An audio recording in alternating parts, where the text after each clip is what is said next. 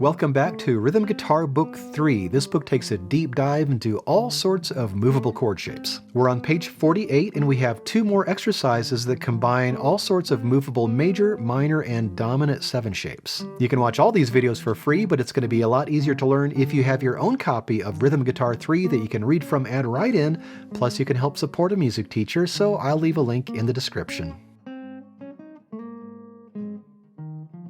At the top of page 48, we have number R75, another mixed shapes etude. We're combining all of our movable major, minor, and dominant 7 shapes. Unlike the exercises on the previous page, this one doesn't have any Roman numerals. There's no indication of what shape you're supposed to play.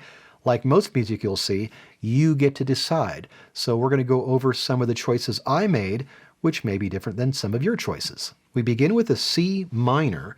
And there's a C root note you can play on the 3rd fret of the 5th string, and there's a C root note you can play on the 8th fret of the 6th string.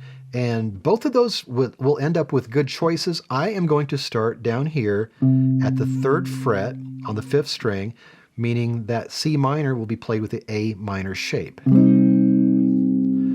And next we have an F minor. We want to find the closest root note we can, and the closest root note we can for this F minor is at the 1st fret on the 6th string, E minor shape, and then the next closest G7 or G root note to that is on the 3rd fret on the 6th string, so that G7 will be played with the E7 shape. And then right there we can go back to that same C minor you played before.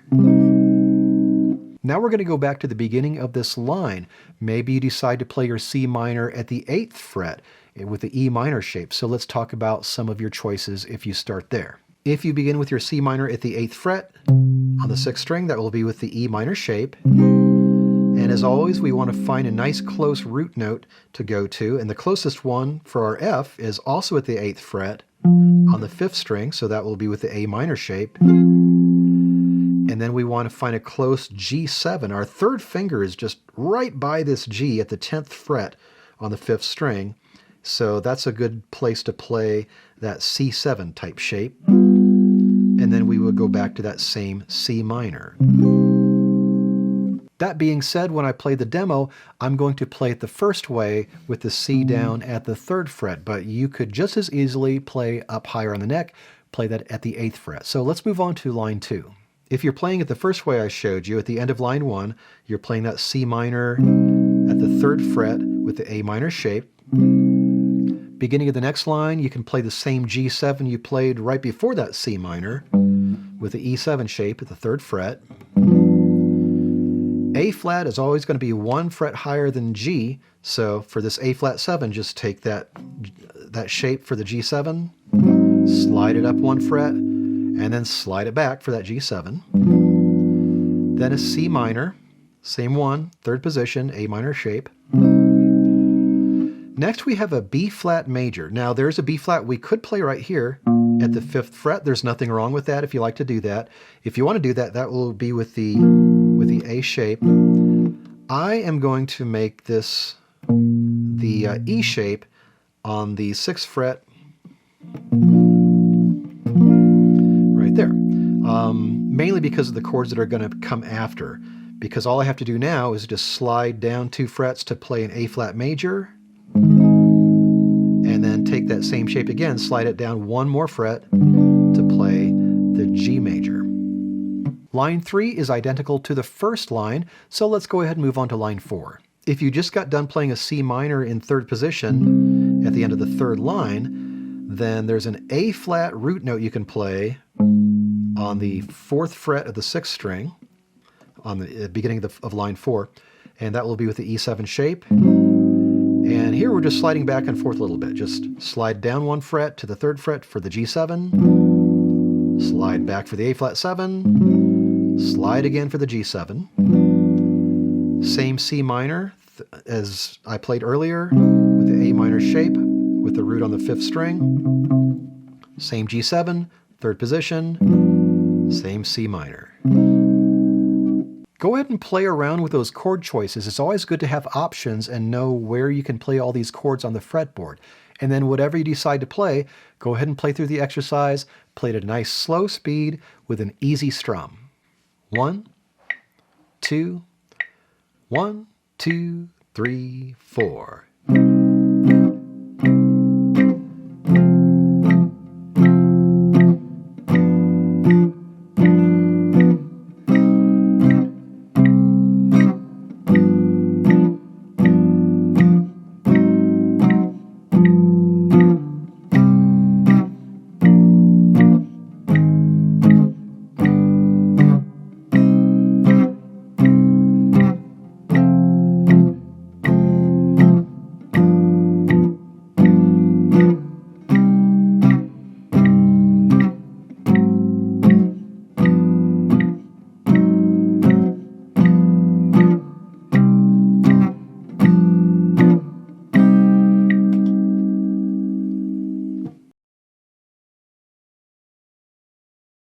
At the bottom of page 48, we have number R76, another mixed shapes etude. Again, the positions are not marked. There's nothing like that. We play these chords wherever we like. I'm going to go over my choices, but again, you may come up with some different solutions. We begin with C major. I'm going to play this C major at the 3rd fret on the 5th string with the A shape. And then we want to find a nice close root note to that. So there's an A that we can play for our A minor at the 5th fret on the 6th string. That will be the E minor shape. And then we want to find a nice close root note to that A when we move to the D minor. And there's a very close one also on the 5th fret on the 5th string. That will be with the A minor shape. And then keeping all these in the same area, we can play this G7 at the 3rd fret with the E7 shape. And then we have the same chords, C, A minor, D minor, G7. Beginning of the second line, we've got those same chords again, C, A minor, D minor, G7. And then we have something different. We have an A minor again. So we could play the same A minor as before at the 5th fret using the E minor shape. And then we have an E7 chord.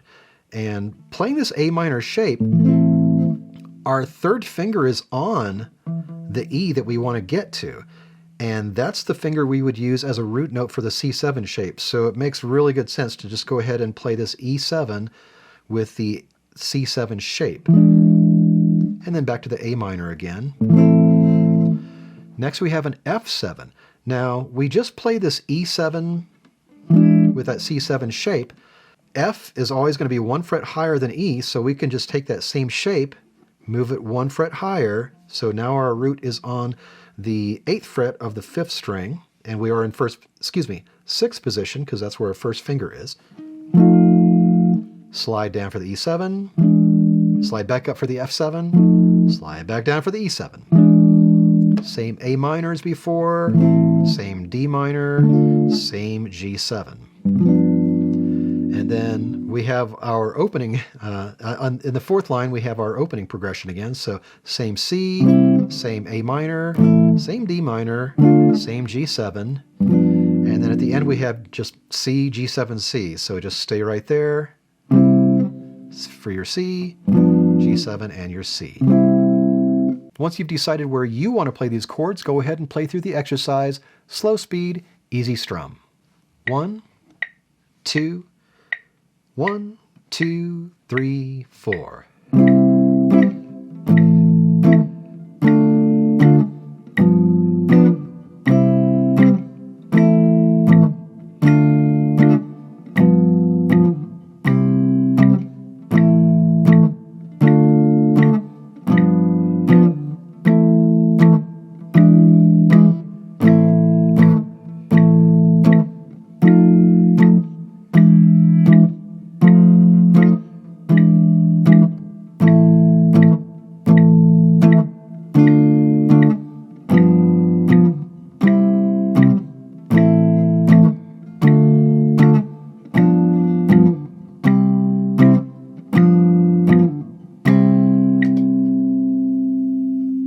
Your assignment is to practice the exercises on page 48 and continue memorizing the notes on strings 5 and 6 if you need to. Don't forget to order your own copy of Rhythm Guitar 3, the link is in the description. Take your time with this, and then when you're ready, I'll see you on page 49. We have 2 songs that combine movable major, minor, and dominant 7 shapes.